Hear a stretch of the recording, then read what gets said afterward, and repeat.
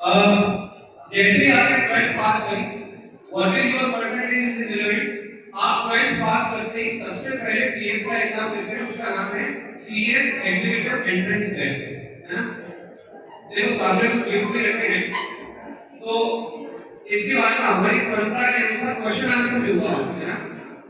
तो इसी में से क्वेश्चन निकलेंगे और फिर जो सही आंसर देंगे उनको, है ना, अब बोले सही और ऑफिशियल क्वेश्चन को आंसर देंगे।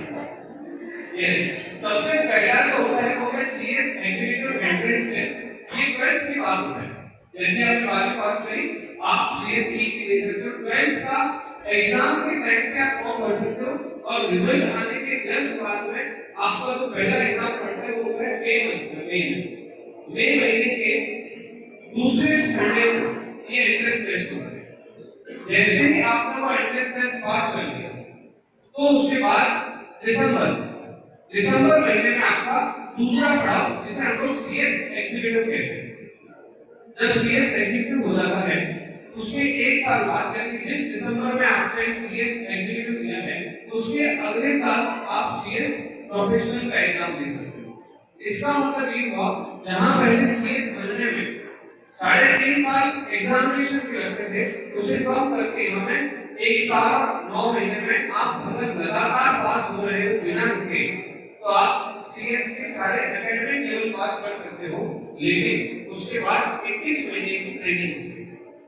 जैसे ही 21 महीने की जो ट्रेनिंग है, या तो आप प्रैक्टिसिंग कंपनी सेक्रेटरी की ऑफिस में जाकर कर सकते हो या फिर किसी कंपनी में जाकर कर सकते हो। जैसे ही आपको ट्रेनिंग कंप्लीट करते हैं, तो आपको मेंबर कह दिया जाता है, सीएस इंस्टीट्यूट का मेंबर कह दिया जाता है। जब आप मेंबर हुए थे, तो बाहर जो आपका रजिस्ट्रेशन कर रहे थे वो सारे सीएस के स्टूडेंट्स थे, और आपको जान के खुशी होगी कि वो सब लोग जैसलमेर के ही हैं और जैसलमेर में पढ़ रहे हैं। हमारे आज के इस कार्यक्रम में हमारे साथ में केडीआर संस्थान, इसका पूरा मैनेजमेंट देख रहा था, दीपक व्यास सर हैं जो केडीआर संस्थान से हैं। इनके सानिध्य में वो सारी बालिकाएं पढ़ती हैं, और ज्यादा बड़ी बात ये है कि कुछ बालिकाएं सीएस फाइनल तक पहुंच चुकी हैं, और कुछ बालिकाएं सीएस एग्जीक्यूटिव में हैं, और कुछ सीएस एग्जीक्यूटिव एंट्रेंस टेस्ट दे रही है। तो ये यहाँ पर मैं कह सकता हूँ कि अगर जैसलमेर में अगर कोई सीएस का कोर्स पीरियड है, तो डेफिनेटली दीपक व्यास सर है। अब हमने एंट्री, मैं अपनी बात को, मैं जब भी आप देख रहे हो कि जैसे मैं बात स्टार्ट करता हूँ, कहीं नहीं देता हूँ।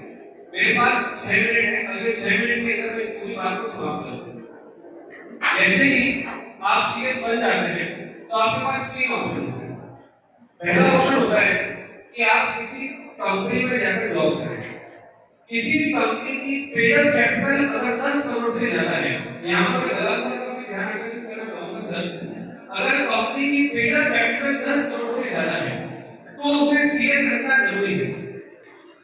पेड कैपिटल 10 करोड़ से ज्यादा है तो सीएस रखना जरूरी है, और सीएस ना रखने पर 1000 रुपए प्रतिदिन की पेनल्टी है।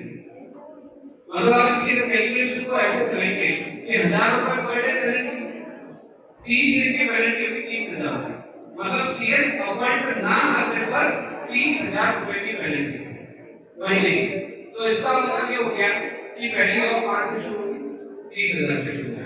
हमारे जैसलमेर के मेरे से एक और दीपक केवलिया है, एक और कमलजी केवलिया कंपनी सेक्रेटरी, जैसलमेर के पहले कंपनी सेक्रेटरी। उन्होंने तो अपनी जॉब छोड़ी थी और प्रैक्टिसिंग में आए, तो उनकी लास्ट सैलरी 2 लाख रुपए थी। मेरे साथ में जो पार्टनर विकास पालीवाल सर, वो जब 2011 में उन्होंने जॉब छोड़ी थी, तब वो 45,000 में थे जॉब छोड़ने के टाइम, 2011 की बात है। अब कुछ स्वभाव होते हैं वो जॉब नहीं कर सकते, जैसे सुबह 8 से लेकर शाम को 6 बजे तक एक्स्ट्रा कंपनी में नहीं बैठ सकते, तो सेकंड ऑप्शन होता है प्रैक्टिसिंग कंपनी सेक्रेटरी। अब प्रैक्टिसिंग कंपनी सेक्रेटरी क्या काम कर सकता है? इनकम टैक्स से रिलेटेड सारे काम कर सकता है, जीएसटी से रिलेटेड सारे काम कर सकता है, और कंपनी से रिलेटेड सब काम तो कर ही सकता है। तो इनकम टैक्स, जीएसटी, ट्रेडमार्क और इस तरह के बहुत सारे छोटे शहरों में भी ऑप्शंस हैं जो आप निभा सकते हो as a practising company secretary. तीसरा, अगर देखें गवर्नमेंट में, तो सीएस बनने के 3 साल बाद अगर आपका एक्सपीरियंस 3 साल का है, तो जितनी भी हमारी नवरत्न कंपनियां, कोल इंडिया लिमिटेड एनटीपीसी, एनटीपीसी, ये जितनी भी कंपनियां हैं, और उसके बाद में जोधपुर विद्युत वितरण निगम लिमिटेड, जयपुर विद्युत वितरण निगम लिमिटेड, इस तरह की गवर्नमेंट कंपनीज में भी सीएस का रिक्रूटमेंट आता रहता है। लेकिन यहाँ पर प्रॉब्लम ये है कि ये लोग कॉन्ट्रैक्चुअल बेसिस पर लेते हैं। 3 साल के रहते उसके बाद अपना कंपनी सेक्रेटरी चेंज कर देते हैं, क्योंकि पोस्ट ही ऐसी है जहाँ पर डेडलाइन होना जरूरी है। तो लेकिन इन सब कंपनियों में एक ऑनलाइन कंपनी सेक्रेटरी है।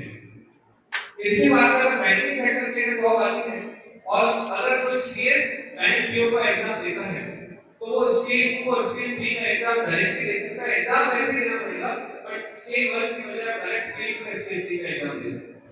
ये सीएस बनने के बाद की जानकारी है।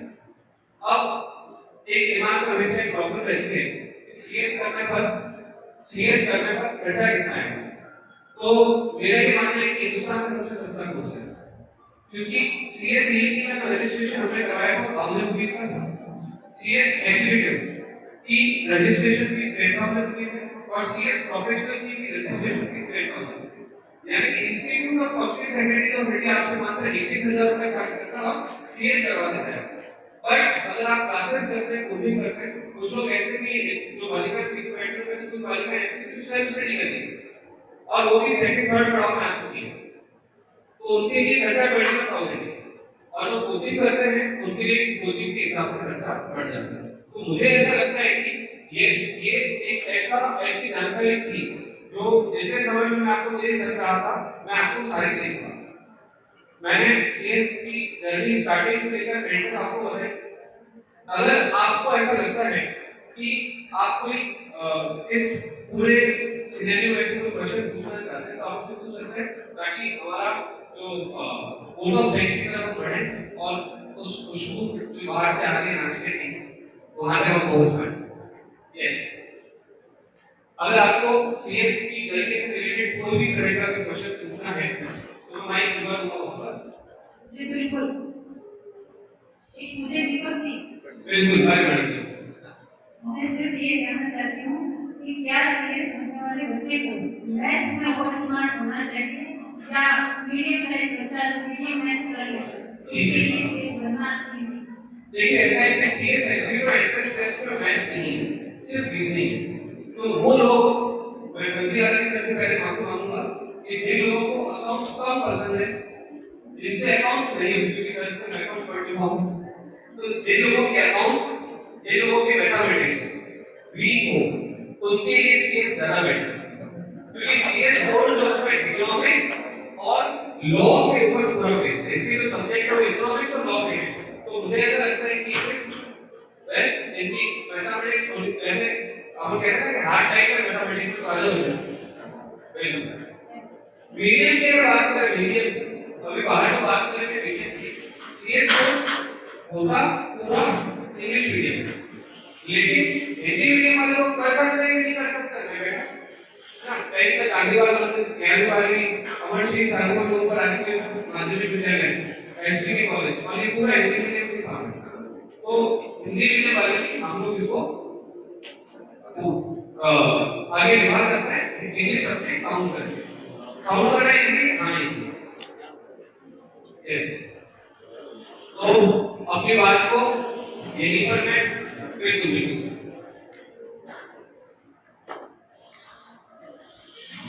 मेरा ये सवाल है कि आजकल जो स्टूडेंट्स और सारे जो फील्ड है वो सैलरी ओरिएंटेड ज़्यादा हो गए।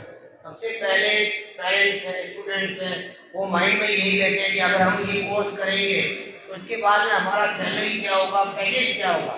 तो थोड़ा सा ये भी बता दीजिए कि आज के टाइम में पैकेजेस किस रेंज में चल रहा है। बिल्कुल बढ़िया सवाल है कि सैलरी क्या है। जब आप पहली बार इस कोर्स में एंटर होते हो तो आपको मात्र 1 साल 8 महीने पढ़ाई करनी है, 21 महीने की ट्रेनिंग करनी है। तो आपकी फर्स्ट जो सैलरी है, फर्स्ट जब आप ज्वाइन हुए हो वो सैलरी मात्र 30,000 रुपए से 50,000 के बीच में वेरी करती है।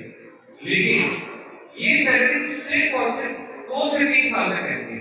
जैसे आपने जैसलमेर का हमने एग्जांपल लिया था, दीपक जी पहले जो मेरे से बड़े हैं, एक और दीपक जी वो भी कंपनी सेक्रेटरी, वो येलो पेजेस में जॉब कर रहे थे, उसमें एचआर स्क्रिप्ट के कंपनी सेक्रेटरी थे।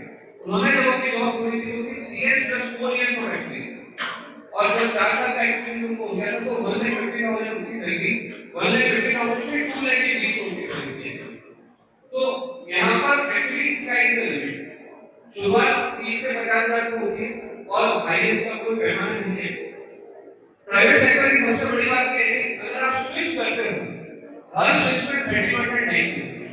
जैसे आपने शुरुआत करी 40,000 से और आप एक साल बाद स्विच करते हो तो सीधा 30% हाइक कर पाओगे।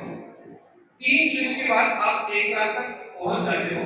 मैं अपनी क्लास में पढ़ाता हूं, कई बार कहता हूं कि CS plus 5 years of experience minimum 1 lakh पड़ेगा। यस बिल्कुल सर। सर ये सी क्लास में कॉमर्स पढ़ना जरूरी है नहीं इसमें? बिल्कुल बहुत अच्छा सवाल है कि क्या ये सिर्फ कॉमर्स वालों के लिए है? ऐसा बिल्कुल नहीं है। आपने 11th 12th में कोई सा भी सब्जेक्ट किया 12th पास होना चाहिए। 12th के बाद में आप सीएस कर सकते हो, आर्ट्स वाले भी कर सकते हैं, कॉमर्स वाले भी कर सकते हैं और साइंस वाले भी। हमारे लिए अच्छी बात ये है कि एंट्रेंस में हमने अकाउंट्स को हटा दिया। जब सीएस का तो फर्स्ट हमारा एग्जाम होता है उसमें अकाउंट्स नहीं है और उस टाइम में बच्चा अपने अकाउंट साउंड कर लेता है लेकिन सेकंड पढ़ाओ तो है तब तक वो अपना 11 12 के अकाउंट्स को क्लियर कर लेता है। साइंस वाला आर्ट्स वाला भी सीएस कर सकता है। मैं जैसलमेर का आपको एग्जांपल दूं तो एक अभिजीत वासु है, सत्यनारायण वासु मानसा का उनका लड़का है, वो कंपनी सेक्रेटरी है, is BSc in mathematics and he is a company secretary. Yes thank you. चलिए तो अब कार्यक्रम को समापन की तरफ लेके चलते हैं।